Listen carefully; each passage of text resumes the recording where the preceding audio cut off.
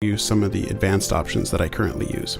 So this is what you're going to need: a stack of paper, binder clips, and a light source.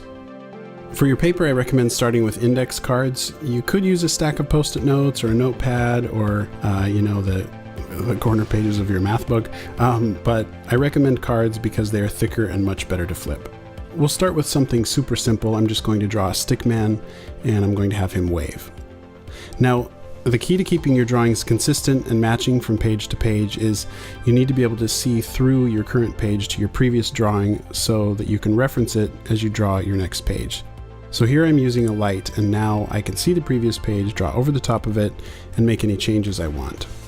I'm speeding up the video here, and again, this is just super simple to kind of show you basically how it works. So I'm tracing over his body and moving his arm a little bit for each page.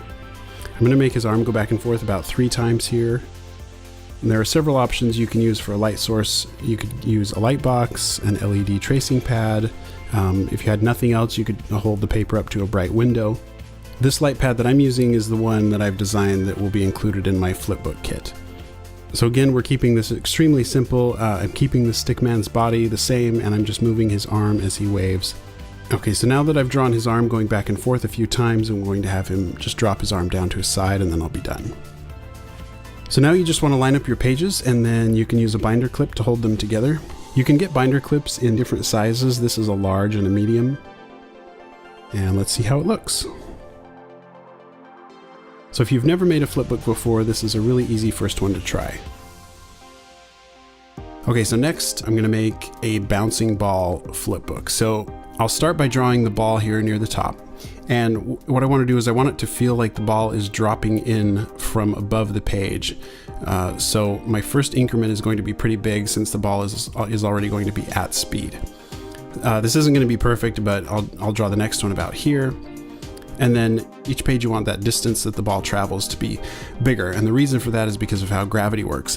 When an object falls, it doesn't fall at a constant speed, it accelerates.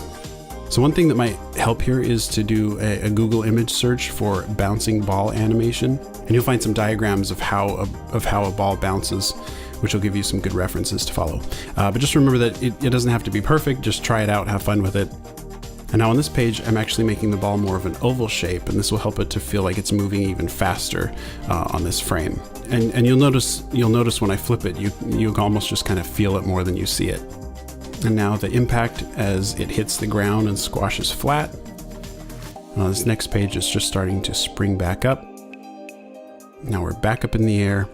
Since gravity is working against us now, the ball is slowing down as it goes up, so we want to make our distance traveled each page to decrease until the ball finally starts falling again.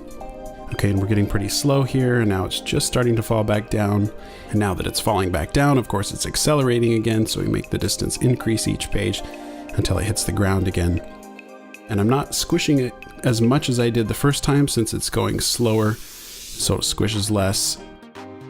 So for this third bounce, it's just going up a little bit, and now it's falling back down again,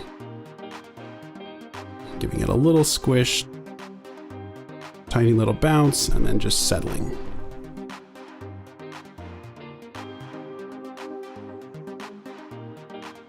Okay, let's see how it looks. And there we have our bouncing ball. Okay, and one more time, slow down so you can see exactly what's happening on each page.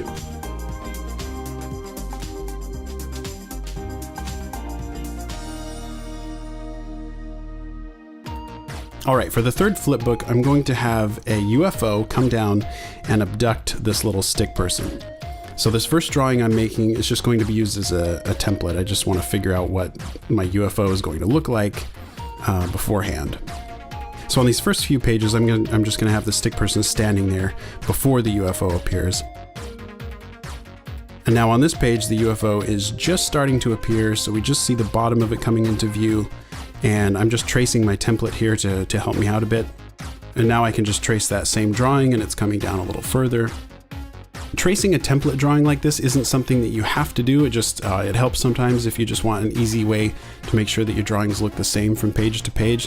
Sometimes you have an object moving across the page that it doesn't need to change shape. All it needs to do is move across, and so in that case, you know, just tracing a drawing as it moves along is pretty easy.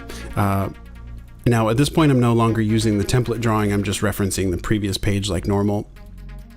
Just remember not to get too worried about making things perfect. The most important thing is just to have fun with it. So here the energy beam is just starting to appear below the UFO, and I want it to appear pretty quickly, so I'm just drawing this one in-between frame before it fully reaches the ground. And then as the stick person starts to get pulled up, you'll see that I'm stretching him out because he's getting pulled up. Okay, now we're just going to see his legs.